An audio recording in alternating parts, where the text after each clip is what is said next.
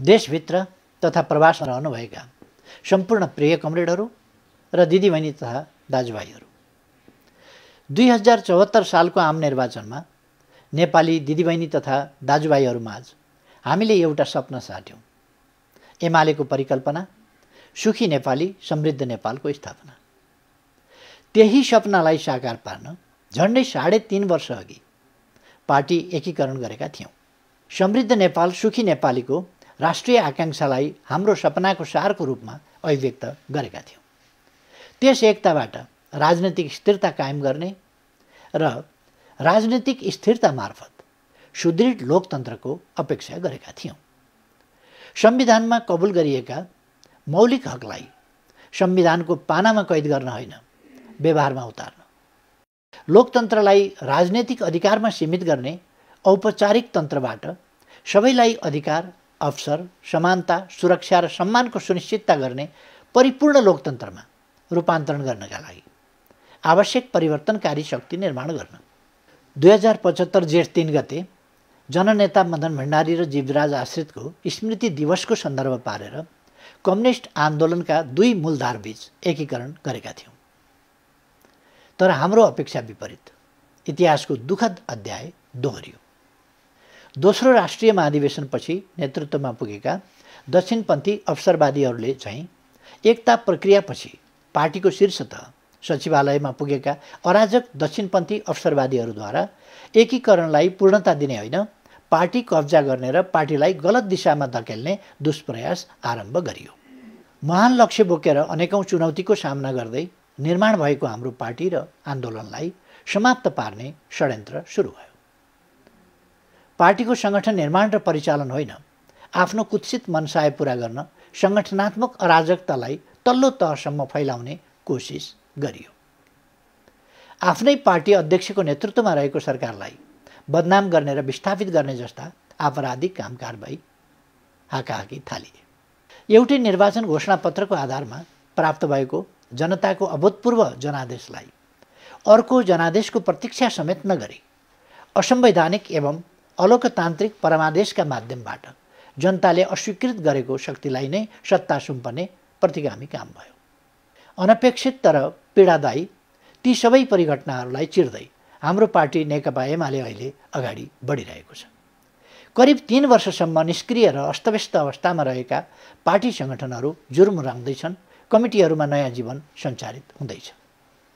त्यस कठिन समयमा आत्मविश्वास र निष्ठाका साथ पार्टी र आन्दोलनको रक्षामा गाउँ टोलदेखि नै निरन्तर लागिरहने सम्पूर्ण पार्टी कार्यकर्ता, सदस्य तथा शुभेच्छकहरूलाई एकपटक फेरि धन्यवादसहित आभार प्रकट गर्दछु।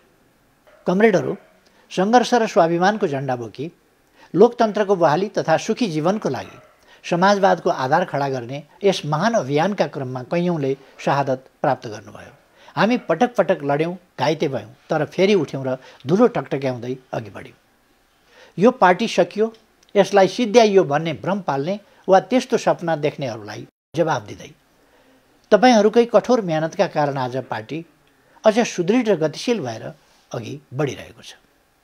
दक्षिणपन्थी अराजक अवसरवादीहरूका वितण्डालाई निष्फल पार्दै यस पार्टीले गत असोज 15 देखि 17 गते देशभरिका 6347 प्रतिनिधिबीच पहिलो ऐतिहासिक विधान महाधिवेशन भव्यताका साथ सम्पन्न गर्यो। उदाहरणीय ढङ्गले सर्वसम्मतिका साथ पारित पार्टीको नीति र विधानका आधारमा गत कार्तिक 6 गते देशभरि एकै दिन 6000 भन्दा बढी वडा तथा शाखा स्तरीय अधिवेशन गरेर पार्टीले आफ्नो आधारभूत तहलाई सुदृढ बनायो। कार्तिक 9 गते एकै दिन 753 पालिका तथा इलाका स्तरीय अधिवेशनहरू सम्पन्न भए। ती अधिवेशनहरू मार्फत झन्डै 3.5 लाख कमरेडहरू पार्टीको आधारभूत तहका नेतृत्वमा निर्वाचित हुनुभएको छ। अहिले हामी यही मङ्सिर 10 देखि 12 गतेसम्म आयोजना हुने हाम्रो पार्टीको ऐतिहासिक 10औं राष्ट्रिय महाधिवेशनको तयारीमा जुटिरहेका छौँ। यस महाधिवेशनले हामीले अघि बढाएको पार्टी निर्माण, विस्तार र एकता प्रक्रियालाई नयाँ उचाइ प्रदान गर्नेछ र हाम्रो प्रिय पार्टी नेकपा एमालेलाई राष्ट्रिय आकाङ्क्षा पूरा गर्ने अभियानको नेतृत्व गर्न सक्षम सबल शक्तिका रूपमा खडा गर्नेछ। चितवनमा आयोजना हुन गइरहेको 10औं राष्ट्रिय महाधिवेशनको लागि भोलि कार्तिक 27 गते देशैभर एकै दिन 1900 भन्दा बढी प्रतिनिधिहरूको चयन हुँदैछ। हाम्रो पार्टी एउटा लोकतान्त्रिक पार्टी हो।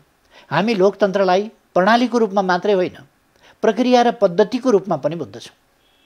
तदनुसार नै व्यवहारमा पनि लोकतन्त्रको अभ्यास गर्दछौँ।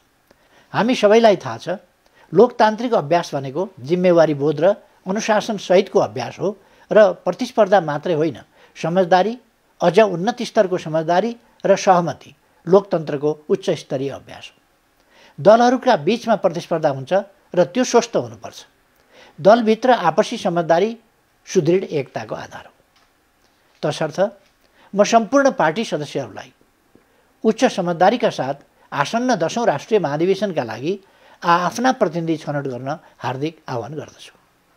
दक्षिणपन्थी अवसरवाद र सङ्गठनात्मक अराजकतामाथि निर्णायक विजय हासिल गरी जनताको बहुदलीय जनवादको मार्गदर्शनमा समाजवादको आधार निर्माण गर्ने ऐतिहासिक अभिभारा पुरा गर्न महाधिवेशन प्रतिनिधि आम पार्टी सदस्यहरूका साथै दिदीबहिनी दाजुभाइहरूलाई मङ्सिर 10 गते चितवनमा हुने 10औं राष्ट्रिय महाधिवेशनको ऐतिहासिक उद्घाटन समारोहमा सहभागी हुन हार्दिक आमन्त्रण गर्दछु। धन्यवाद।